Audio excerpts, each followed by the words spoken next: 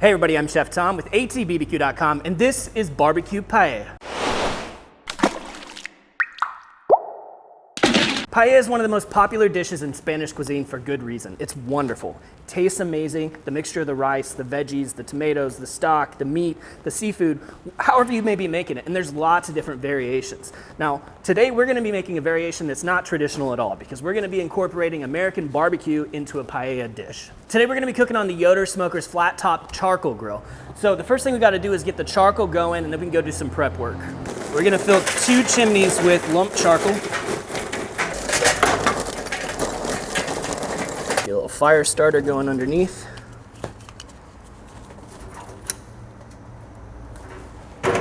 We'll let this burn until it's hot all the way to the top. Now when making paella, it's a good idea to have your stock hot already when you pour it in. And this is gonna be a little bit later in the cook.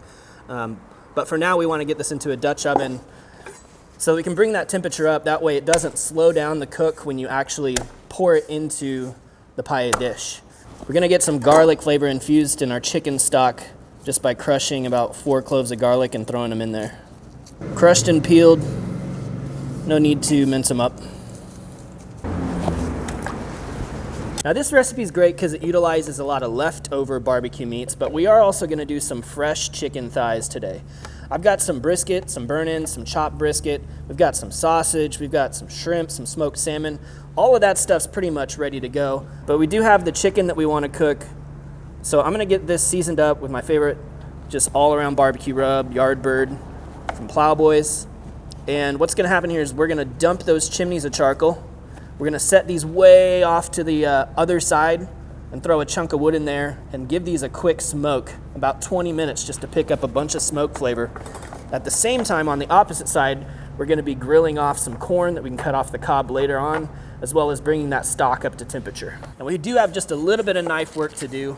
We're gonna take down 1 large yellow onion and slice it up. Should yield us about 4 cups of sliced onions. So these don't have to be super thin, but about 1/4 of an inch maybe. Next we got some sweet red peppers. You can use these smaller sweet red peppers or a red bell, either way. I like these little ones because they're seedless. One less thing to have to clean out of there. And I'm just gonna kind of mimic the same shape and size as what we did with the onions. No reason why you couldn't just dice these. I like the presentation of sliced. Charcoal's hot, so we're gonna dump it. All of it's going on this left half of the grill so that we can leave a wide open space on the right half to smoke our chicken thighs. Get our grates back in place. Actually, before we do that, we're gonna throw a chunk of pecan wood over here to put some smoke in the chamber. Chicken stock right over the direct heat, as well as our corn on the cob. And then chicken thighs are gonna hang out way over here where they're not getting any direct heat, just indirect heat and smoke. We're looking to get char around the corn just about like that. Not super heavy and not everywhere, but just a little bit of color. I'm gonna throw a lid on the chicken stock so we don't evaporate all of that out. Let's close up the lid. You see our pecans on fire now, which is fine. What's gonna happen is as soon as we close this door down, it's gonna kind of snuff that out and you'll see all the smoke that we get from that chunk of wood. And it's only taken about 5 minutes to get all the color that we need on our corn, so we're gonna take that off. Still letting that stock heat up, and then over here, this chicken's probably gonna take on about 15 more minutes of smoke. So I wanna do a quick flyby of everything that we're using inside the paella today. We've got our onions, we've got our peppers. This is our bomba rice. This is definitely the type of rice you wanna look for when you're making paella. If you can't find it, you can go ahead and use like an arborio, some other short grain rice. We've got our grilled corn. We're gonna cut off the cob here in a minute. Some San Marzano tomatoes, some chopped brisket, some burnt ends, some smoked salmon, some fresh shrimp, and some smoked sausage. Now, smoked sausage is raw, but it has been smoked. So we're gonna chop that up to get a little fat in the skillet before we get everything else started. But this is just kind of everything, plus that chicken that's in there, smoking right now. We're gonna try and fit a lot of stuff into this pan. Corn's cooled down, so now we're gonna slice it off the cob. All right, grilled corn is ready. Last bit of knife work here. We're just gonna cut this raw sausage into small little pieces. You could take it off out of the casing if you like, or leave it in, it doesn't really matter. Chicken's been on for about 20 minutes. It's almost fully cooked, but it doesn't have to be fully cooked because we're gonna slice it up and it's gonna cook in the pan as well. So we've got this 15-inch cast steel pan that works great for paella. I'm gonna go ahead and throw our sausage down on the pan. I'm also going to lower this down just one notch so that heat's not quite so intense. Getting a little bit of brown going on in the sausage. I don't need it to be cooked through yet. Just getting a little bit of browning going on, a little bit of fond in the bottom of the pan.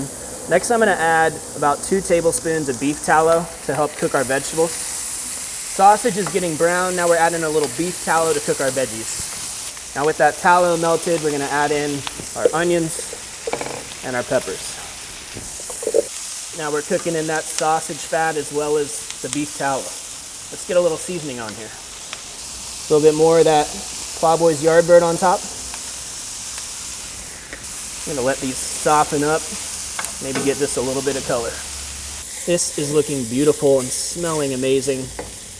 Onions and peppers are getting softened up. You can see we've got the char around the edges. All right, so next step, let's throw in our chicken just to make sure it's fully cooked.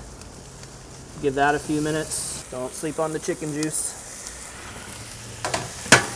Also want to add in my burnt ends right now. Now these have been cubed but not sauced. So real quick here, let's get a little bit of Blues Hog original on here. That's going to cause some caramelization to happen as these warm up in the mix.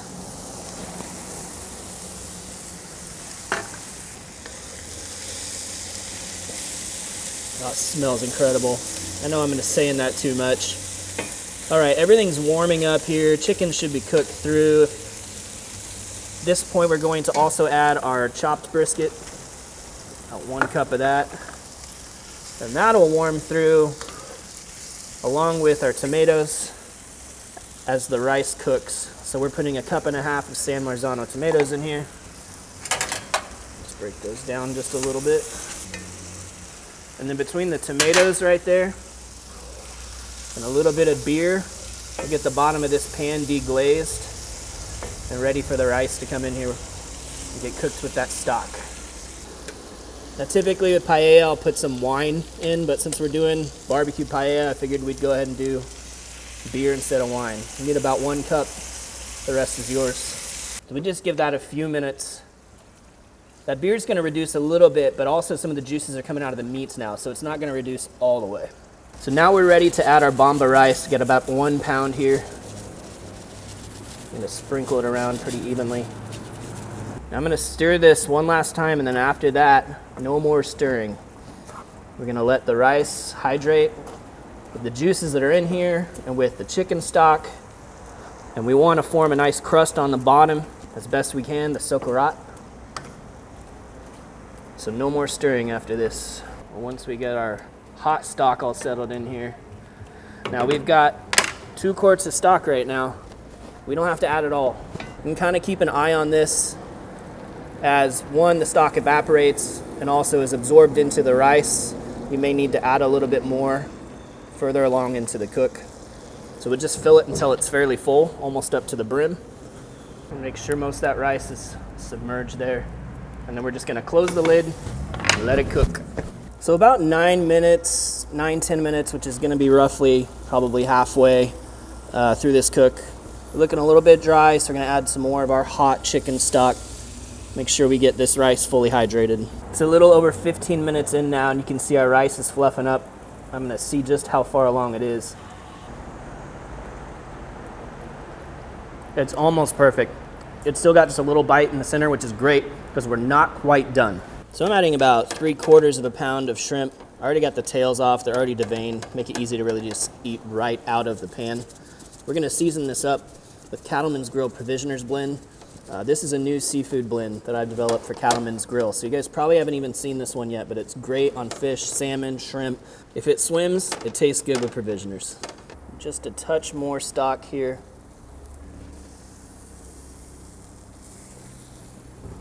Kind of got to ride the line at this point because we want it to be moist enough that everything gets cooked through, that the rice is tender, but we also want to be trying to form that crust or the Socarrat on the bottom of the rice, the bottom of the pan here. So we can't have it too wet, or we won't get that crust formed.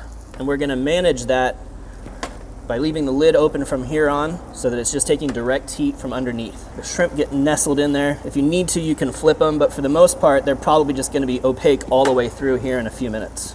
So the shrimp are pretty much opaque all the way through now. We're almost there. We're just kind of waiting to set that crust. So in the meantime, we're gonna throw our grilled corn on top to kind of warm through, as well as our hot smoked salmon. Just chunk that up a little bit and spread it around. Again, this is the great thing about this recipe. Whatever you got hanging around can be a part of your barbecue paella. The trickiest part of the paella is knowing when to pull it. When you've got some crust on the bottom, but before you start to burn it, I'll usually take a spatula and take a peek. And you won't be able to see this right now, but you can actually see that crust that's forming on the bottom. So without messing everything up, I'm just gonna trust that we've got a bit of crust all the way around. Trust the crust. Let's get this thing off of here. One flavor that we don't have a lot of in this recipe is kind of a tangy flavor, so we're gonna add also our Tar Heel Tang barbecue sauce. All right, I'm gonna get a bite in here. Just kind of get underneath that. Here's that crust we were talking about, that browning on the bottom. Let's get some of this to burn in. A little bit of corn, sausage.